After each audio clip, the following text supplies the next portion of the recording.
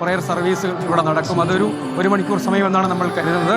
പക്ഷേ ഈ സ്ഥലത്ത് ഇപ്പോൾ പൂഴിമണ്ണ് വാരിയിട്ടാൽ നിലത്ത് വീഴാത്ത അത്ര ആളുകൾ ഈ പള്ളിക്കകത്ത് തന്നെ നിറഞ്ഞു കവിഞ്ഞിട്ടുണ്ട്. അത്രയധികം മനുഷ്യരെ പള്ളിക്കകത്ത് തന്നെയുണ്ട്. ആളുകൾ ഇങ്ങോട്ടേക്ക് പ്രയർ സർവീസിൻ്റെ ഭാഗമായി അല്ലാത്തവർ പുറത്തേക്കൊക്കെ പോകണം എന്ന് ഇവിടെയുള്ള ആളുകൾക്ക് പറയേണ്ടി വരുന്ന ഒരു സാഹചര്യം പോലുമുണ്ട്. കാരണം പള്ളി പൂർണ്ണമായും നിറഞ്ഞിട്ടുണ്ട്. ഇനി ഇവിടുത്തെ പ്രയർ സർവീസ് പൂർത്തിയാൽ നേരെ ഗാർഡ് ഓഫ് ഓണറാണ്. അത് പള്ളിമുറ്റത്ത് തന്നെ ക്രമീകരിച്ചിട്ടുണ്ട്. പോലീസ് സേനാംഗങ്ങൾ അതിനുവേണ്ടി പുറത്ത് തയ്യാറായി നിൽക്കുകയും ചെയ്യുന്നുണ്ട്. അത് ഇവിടുത്തെ പ്രയർ സർവീസ് പൂർത്തിയായാൽ ആണ് പുറത്തേക്ക് അതിനുള്ള ക്രമീകരണം ഒരുക്കുക. അതിനുശേഷം നേരെ സെമിത്തേരിയിലേക്ക് കൊണ്ടുപോകും. അവിടെ കല്ലറ ഒരുക്കിയിട്ടുണ്ട്. അവിടെയാണ് സംസ്കാര ചടങ്ങുകൾ നടക്കുക.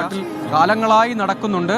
അതിൻ്റെ ഒരു ഘട്ടത്തെ നമ്മൾ പിന്നിട്ട് കഴിഞ്ഞു എന്നതുകൂടി ഇതിനെ കാണേണ്ടതുണ്ട്. കാരണം അവയവം ദാനം ചെയ്യുക എന്ന ചിന്ത പലപ്പോഴും പല കാരണങ്ങൾ കൊണ്ട്, വിശ്വാസപരമായ കാരണമായിരിക്കാം, നമ്മുടെ ചിന്തകളുടെ പ്രശ്നങ്ങളായിരിക്കാം, വൈദ്യശാസ്ത്രത്തിൻ്റെ ആക്സസിൻ്റെ കാരണങ്ങളായിരിക്കാം, അങ്ങനെ പല കാരണങ്ങൾ കൊണ്ട് അവയവദാനം മുതൽ അങ്ങനെയുള്ള കാര്യങ്ങളെക്കുറിച്ചുള്ള ചിന്തകൾ നമ്മളെ പലപ്പോഴും പിന്നോട്ടടിച്ചിട്ടുണ്ട്.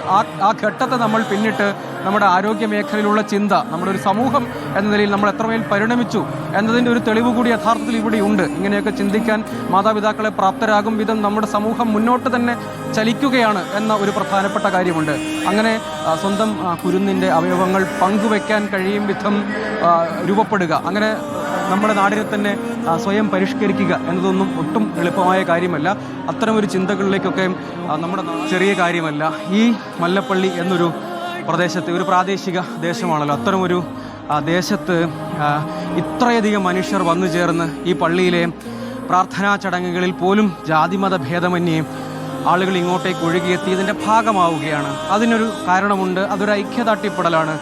അത് വലിയൊരു സന്ദേശത്തിൻ്റെ പങ്കുവെക്കലാണ് എന്നാണ് ഇതിൽ കാണേണ്ട ഒരു പ്രധാനപ്പെട്ട കാര്യം. അങ്ങനെ ഒത്തിരി കാരണങ്ങൾ കൊണ്ട് ആലിൻ എക്കാലത്തും ഓർമ്മിക്കപ്പെടും വിധം, നമ്മുടെ ചരിത്രത്തിൽ എക്കാലവും, നമ്മുടെ നാടിൻ്റെ ചരിത്രത്തിൽ ഈ പേര് ഒരിക്കലും ഇനിയും മായ്ച്ചു കളയാൻ കഴിയില്ല എന്താണ് ഇതിൽ നമ്മൾ കാണേണ്ട ഒരു കാര്യം. ഈ ഒഴുകിയെത്തിയ മനുഷ്യരൊക്കെ ആ കാര്യത്തിൻ്റെ മുന്നിൽ അടിയിൽ എഴുതി ഒപ്പിടുകയാണ് ചെയ്യുന്നത്. കാരണം അത്ര മഹത്തായ ഒരു സന്ദേശത്തെ ഈ കുരുന്ന് നമ്മുടെ നാടിന് പങ്കുവച്ചിരിക്കുന്നു എന്ന് സാക്ഷ്യപ്പെടുത്തുകയാണ് ഈ കൂടെ നിൽക്കുന്ന മനുഷ്യരത്രയും.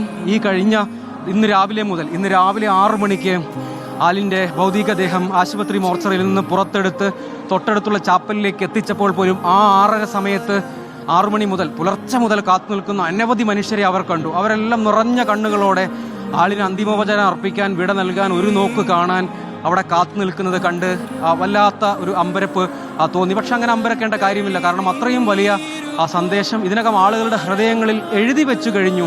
10 മാസം മാത്രം പ്രായം ഇല്ലാത്ത, അക്ഷരം കൂട്ടിച്ചൊല്ലാൻ അറിയാത്ത, ഈ ലോകത്തെ പല കാര്യങ്ങളും തിരിച്ചറിഞ്ഞിട്ടേ ഇല്ലാത്ത ഒരു കുരുന്നിന് സാധ്യമാകുന്നു എന്നാണ്. അങ്ങനെ അക്ഷരമാനമായിരുന്നു എന്നതാണ് നമ്മൾ കാണേണ്ട ഒരു കാര്യം. അങ്ങനെ തീരുമാനം എല്ലാവർക്കും എടുക്കാൻ കഴിയില്ല എന്ന് സ്വയം നമ്മൾ തന്നെ ആലോചിച്ച് നോക്കിയാൽ, അത്തരമൊരു ഘട്ടത്തിൽ ഇങ്ങനെ ഒരു കാര്യത്തെക്കുറിച്ച് ചിന്തിക്കാൻ പോയിട്ട് ആളുകളോട് അത് പറയാൻ പോലും, ആശയവിനിമയം നടത്താൻ പോലും കഴിയുന്നൊരു സാഹചര്യത്തിലായിരിക്കില്ല ഒരു മനുഷ്യരും. അപ്പോൾ അവർ സ്വയം സന്നദ്ധരാകുന്നു എന്നത് നമുക്ക് അചിന്തനീയമാണ്. അത്തരമൊരു മാതൃക അവരെല്ലാ കാലത്തും ഒരു അഭിനന്ദനം അർഹിക്കുന്നുണ്ട്, ഒരു സല്യൂട്ട് അർഹിക്കുന്നുണ്ട്, ഒരു ബഹുമാനം അർഹിക്കുന്നുണ്ട്.